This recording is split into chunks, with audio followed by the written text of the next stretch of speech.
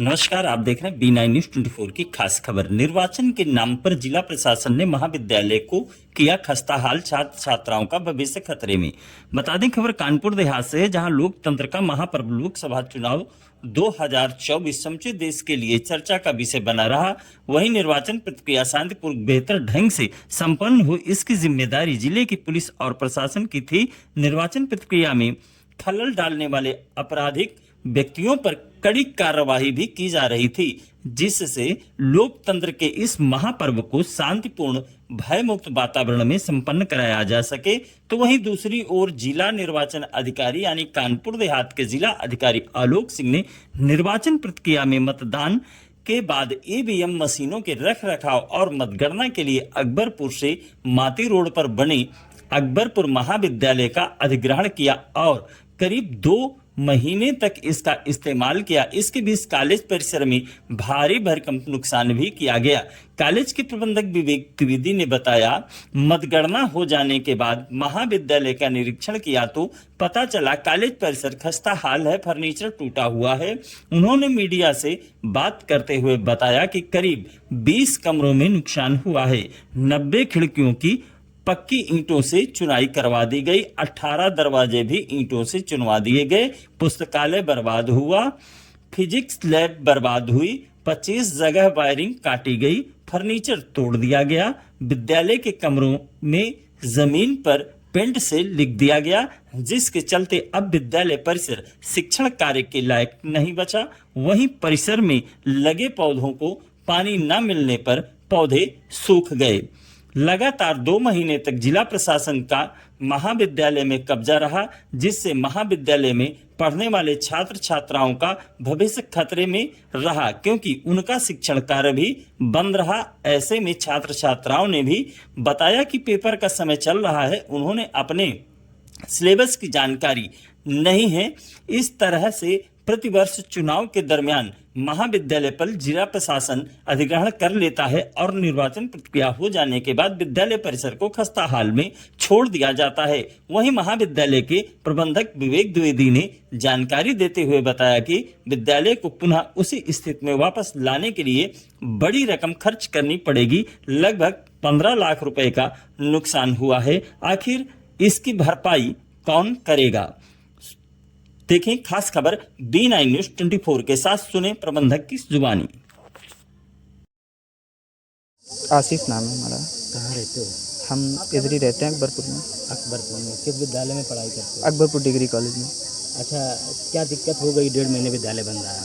विद्यालय बंद रहने से हम लोगों को काफ़ी दिक्कत है। हम लोगों का सिलेबस भी नहीं कंप्लीट हो पाता, हम लोग पेपर में भी काफ़ी दिक्कतें हुई हैं। और ये जो लगता है ये अच्छा नहीं लगता है। मतलब एक तरीके से हमारा ही कॉलेज में लगाया जाता है अक्सर। तो क्या चाहते हो कि ये बिल्कुल यहाँ से नहीं होना चाहिए, ये नहीं होना चाहिए? हाँ। मेरा नाम डॉली यादव है। किस विद्यालय में आप शिक्षा ग्रहण करती हो?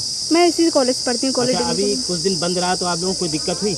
जी सर, बहुत दिक्कत हुई है। क्या क्या दिक्कतें हुई? इस बार कॉलेज में कोई पढ़ाई नहीं हुई है।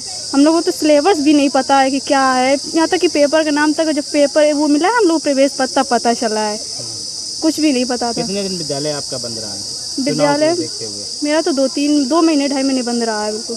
कितना आपका सिलेबस पीछे पहुँच गया होगा? कुछ हुआ ही नहीं इस सेमेस्टर में, कुछ करवाया ही नहीं आगे है। आपका जब एग्जाम होगा और जब पेपर देंगी तो आप कैसे क्या मैनेज करेंगी? उसका तो कुछ भी बोला है कि बुक ले लो, पढ़ लो, कुछ बताया ही नहीं है। और अपना फ़ोन उनसे पढ़ो। क्या चुनाव इस विद्यालय में होना चाहिए कि नहीं? नहीं, बिल्कुल नहीं होना चाहिए। इसकी वजह से हम लोगों की पढ़ाई बहुत ख़राब हो गई है। कहाँ की निवास करती हो? यहीं जैनपुर। अच्छा, यहाँ इस विद्यालय में कितने समय से पढ़ाई कर रही हो आप? मैं 2021 से यहाँ पे। अच्छा, अभी तक विद्यालय में शिक्षा ग्रहण कर रही हो? हाँ हाँ अच्छा, ये 1.5 महीने जो विद्यालय बंद रहा है, इससे आप लोगों को कितनी मुसीबतें उठानी पड़ी? सर, हम सच बताएं तो हम लोगों को सिलेबस के बारे तक में नहीं पता चल पाया, क्योंकि पहले था हम लोग का कॉलेज छुट्टी में बंद कर दिया गया, एग्ज़ाम हुए फरवरी में। इसके बाद से जब नया सिलेबस आया तो कुछ दिन ही कॉलेज खुला, इसके बाद से बंद कर दिया गया। बोला गया कि चुनाव आ गए हैं तो सरकार मतलब ले लेगी, इस वजह से हम लोग को ना ही कुछ पढ़ाई हुई और ना ही हम लोग कुछ पता। हम लोग अभी हम लोग का पेपर चल रहा है, वो भी सेंटर गया हुआ है दूसरे कॉलेज में। हम लोग वहाँ से सेंटर से पेपर दे रहे हैं, लेकिन आज हम लोग वाइवा के लिए आए, पेपर दे के ही वाइवा देने आए यहाँ क्या पे। स्थिति है रूम की, जहाँ आप लोगों को बैठना है, वाइवा देना, वो आपने रूम देखे अभी तक? बिल्कुल भी, हम लोग तभी बाहर बैठे हुए हैं, वहाँ पे सीटें ऊपर नीचे हालत पड़ी बद हुई से हैं। बदतर है। हाँ कुछ भी नहीं है वहाँ पे, अच्छा, कुछ साफ ही नहीं है। सर क्या परिचय है आपका और किन समस्याओं को लेकर के आज आप जो है मीडिया के सामने आए हैं? मैं अकबरपुर डिग्री कॉलेज का प्रबंधक हूँ और मैं स्वयं भी एक अन्य डिग्री कॉलेज में बहुत 20 वर्षों से प्राचार्य के रूप में काम कर रहा हूँ। यहाँ के सम्मानित प्राचार्य महोदय ने कल शाम को प्रबंधक होने के नाते मुझे ये सूचित किया कि निर्वाचन के दौरान जिला प्रशासन ने इस महाविद्यालय को लिया था, लेकिन इस महाविद्यालय की जो दुर्दशा की गई है, पूर्व में भी लिया है और नुकसान पहुँचाया है, लेकिन इस बार वो दशा की गई है कि अब ये कॉलेज चलने लायक नहीं बचा।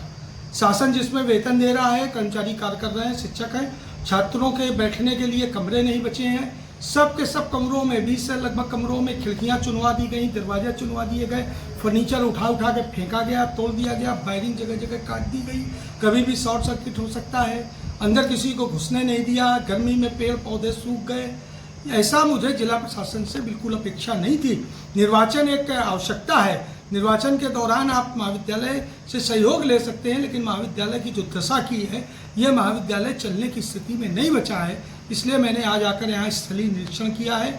मैंने प्रिंसिपल साहब से कहा है कि जो लगभग नुकसान हुआ है उसकी भरपाई के लिए जिला प्रशासन से वो मांग करें, और इस चीज़ की शिकायत जो जिला प्रशासन ने हमारे इस निजी महाविद्यालय के साथ की है, इसकी मुख्य निर्वाचन आयुक्त महोदय नई दिल्ली, मुख्य सचिव उत्तर प्रदेश, निर्वाचन आयुक्त महोदय उत्तर प्रदेश, कमिश्नर साहब, सभी को सब स्तर पर की जाएगी, क्योंकि ये तो अब हमेशा की जिला प्रशासन के पास अपनी जगह है। पहले ये स्टेडियम में कराते थे, इनके पास इको पार्क है, इनके पास और भी अन्य सरकारी स्थल है, लेकिन इस महाविद्यालय को लोगों ने चारागाह समझते हुए इसकी जो दुर्दशा की है, इसकी मुझे बहुत कष्ट है।